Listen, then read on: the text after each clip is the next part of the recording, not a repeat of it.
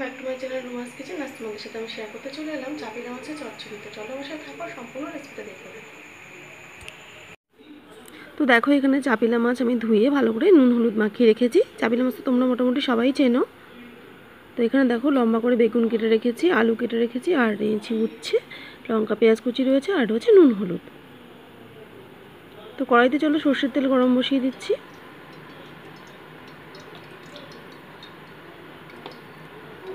তো দেখো তেলটা কিন্তু গরম হয়ে গেছে। এবার আমি মাছগুলো একে একে ছেড়ে দিচ্ছি ভেজে নেওয়ার জন্য। তো মাছটা এখানে আমি ভেজে রান্না করলাম, কিন্তু এই মাছটার কিন্তু কাঁচাও রান্না করা যায়। কাঁচা মাছের রেসিপিও কিন্তু আমার ইউটিউব চ্যানেলে তোমরা পেয়ে যাবে।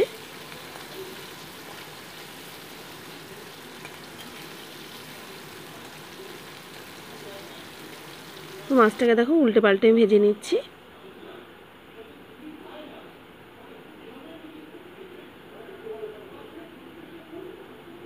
তো দেখো মাছটা ভাজা হয়ে গেছে। এবার আমি একটা প্লেটে তুলে নিচ্ছি মাছটাকে। এবার আবার পরের ব্যাচের মাছটা দিয়ে দিচ্ছি ভাজার জন্য।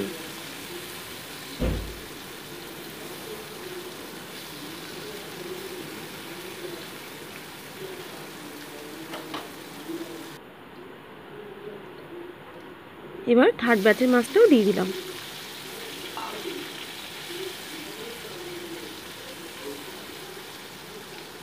তো দেখো মাছটা কিন্তু ভাজা হয়ে গেছে।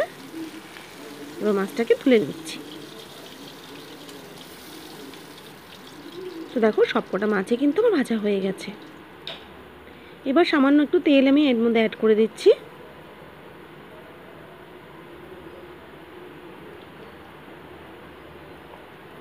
এবার আমি কেটে রাখা উচ্ছের টুকরোগুলো আগে দিয়ে দিচ্ছি তেলের ওপরে। তো সেক্ষেত্রে বলে রাখছি, তোমরা হয়তো ভাবতে পারো বা উচ্ছে দিয়ে চচ্চড়ি তো মাছের তরকারিতে তেতো লাগতেই পারে, কিন্তু সেক্ষেত্রে বলে রাখছি আগে যদি তোমরা উচ্ছেটা ভেজে নাও তাহলে কিন্তু তেতো ভাবটা এত থাকে না। প্রথম আমিও এরকম ভাবতাম, কিন্তু শ্বশুরবাড়িতে এসে রান্নাটা শিখেছি, তখন আমারও কিন্তু আর তেতো লাগতো না। দেখো উচ্ছেটা কিন্তু গল্প করতে করতে ভাজা হয়েই গেল আমার। দেখো কীরকম একটা লাল লাল ভাব এসছে উচ্ছেটা। এবার আমি আলু টুকরোগুলো দিয়ে দিচ্ছি।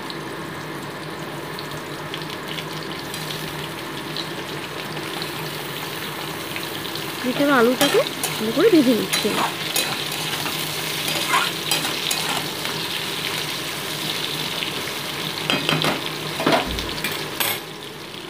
তো দেখো আলুটাও কিন্তু ভাজা আমার হয়ে এসছে। আলুটার কালারটাও চেঞ্জ হয়ে গেছে। এবার পেঁয়াজ লঙ্কা কুচিটা এর মধ্যে দিয়ে দিলাম।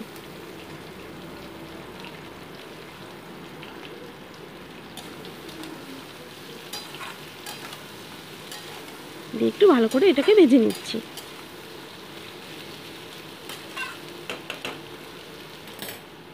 তো লঙ্কা পেঁয়াজটাও দেখো ভাজা হয়ে এসছে। এবার কেটে রাখা বেগুনের টুকরোগুলো দিয়ে দিচ্ছি।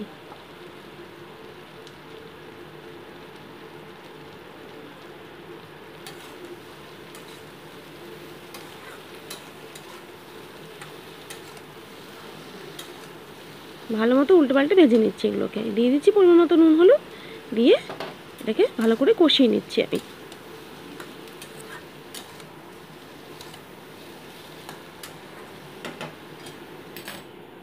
তো দেখো সবজিগুলো ভাজা হয়ে গেছে, কষানোও হয়ে এসছে।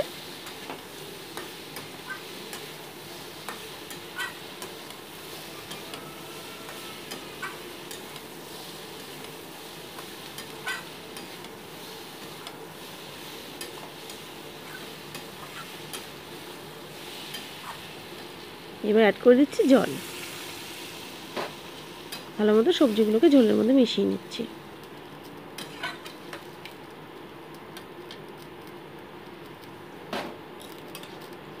সামান্য একটু জলও অ্যাড করে দিলাম আমি। এবার একটা ঢাকনা চাপা দিয়ে মোটামুটি আলুটা সেদ্ধ হওয়া পর্যন্ত অপেক্ষা করছি। তো সেদ্ধ হওয়ার পর দেখো মাছগুলোকে আমি দিয়ে দিয়েছিলাম ওর দিয়ে।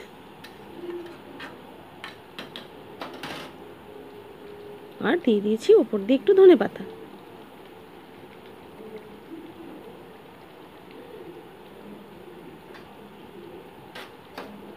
তো মোটামুটি এটাকে একটু ফুটিয়ে নামিয়ে নিচ্ছি। তো রেডি হয়ে গেল আমার চাপিলা মাছের চচ্চড়ি। গরম ভাতে কিন্তু দারুণ লাগে খেতে। তো তৈরি হয়ে গেল আমার চাপিলা মাছের চচ্চড়ি। সম্পূর্ণ রেসিপিটা তোমাদের কেমন লাগলো আমাকে কিন্তু কমেন্ট বক্সে অবশ্যই জানিও।